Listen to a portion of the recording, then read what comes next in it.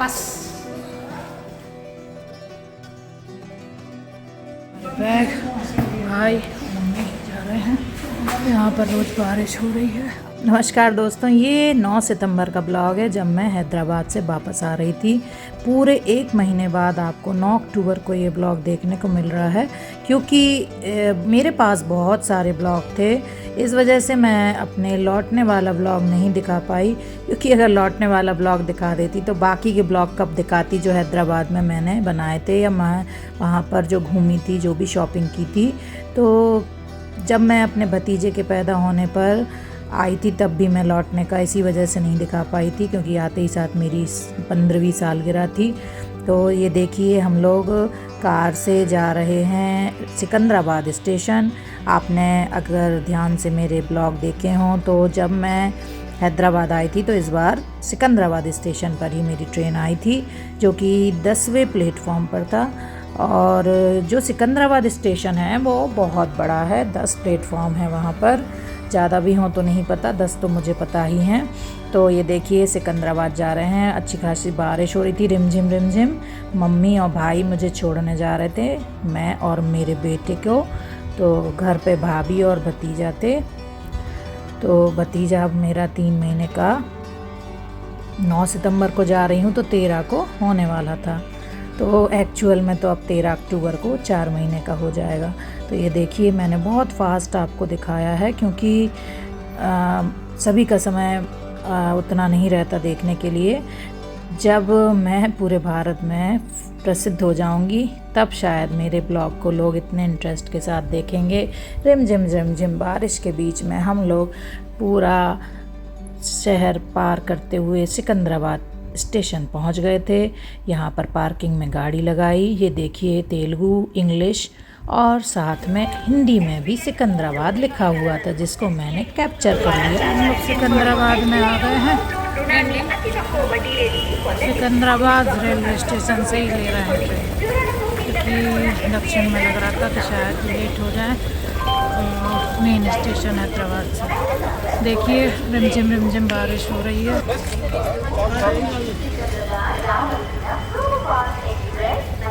सब भाषाओं में सिकंदराबाद लिखा है। देखिए मम्मी हमको दो।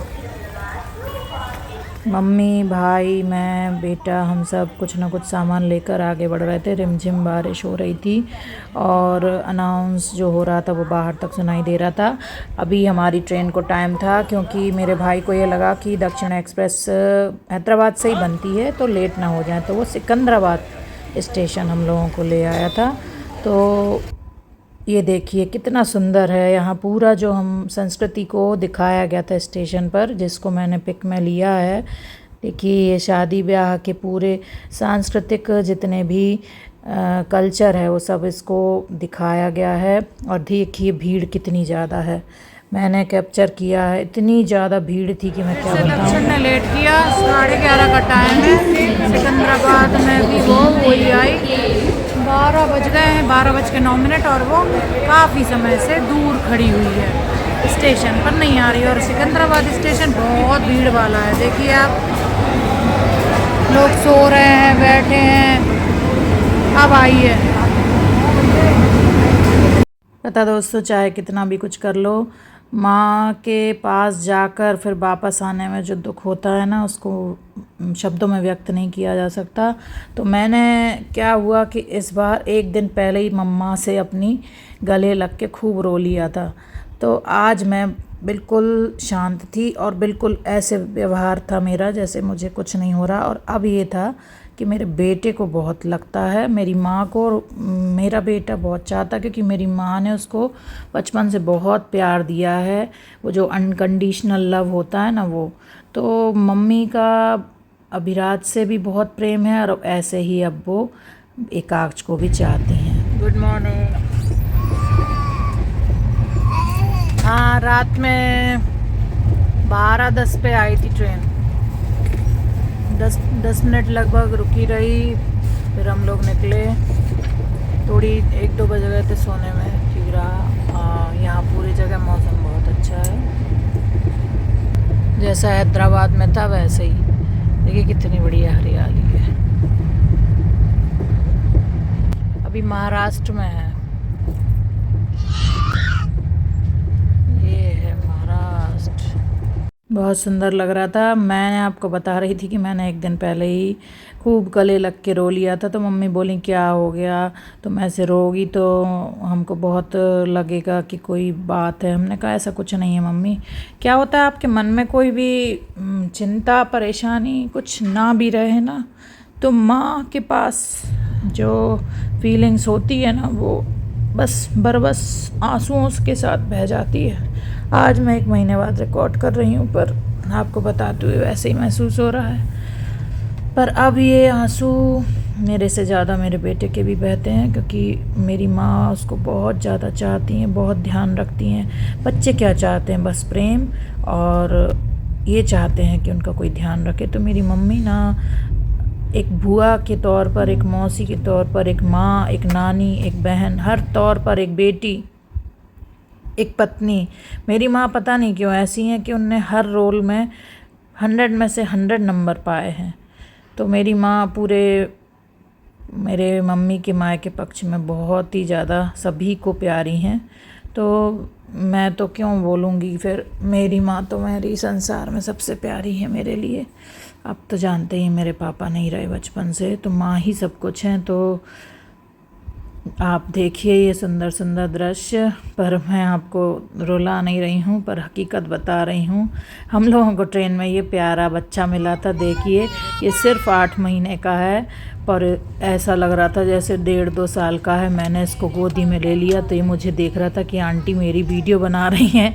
रात में जब हम लोग ट्रेन में आए तो भैया इतने ज़ोरों ज़ोरों से चिल्लाने की आवाज़ आई, तो उसके मम्मी से बोली कहाँ से आई, बोले यहाँ से आ रही है, इस बच्चे के पास से। हमने अच्छा, अब ये दूसरी आवाज़ कहाँ से है। एक बेटा ऊपर है, एक ये छोटा वाला था माँ के पास, और इससे बड़ा वाला 3-4 साल का था, वो था पिताजी के पास। तो दोनों ऐसे ऐसे कैसे करके चिल्ला रहे थे। तो बाप रे, मैंने कहा हे भगवान, ये तो बहुत ही गजब बात है। वो बच्चा मेरे साथ बहुत अच्छे से घुल मिल गया था।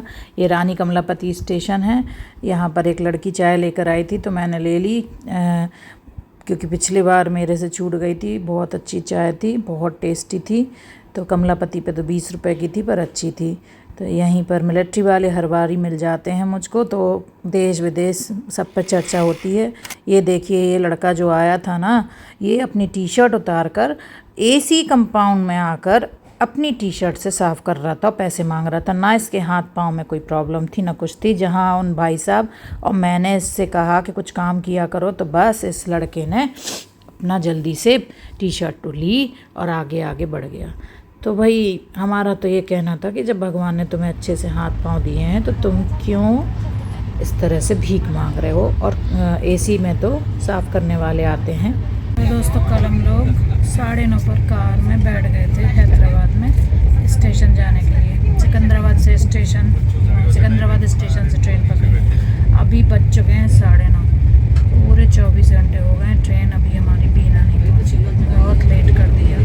हर स्टेशन पे बहुत रुक रही है, हम लोग अति में लेट हो गए।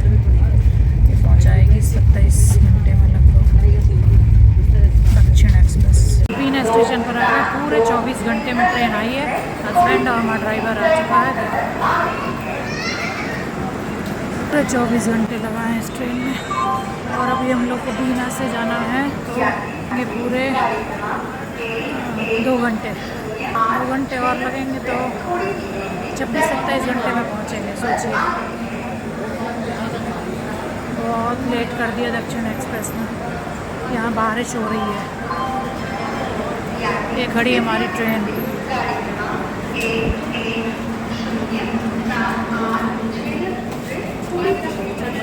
थर्ड एसी दक्षिण एक्सप्रेस, उसके बाद कितनी देर लगी।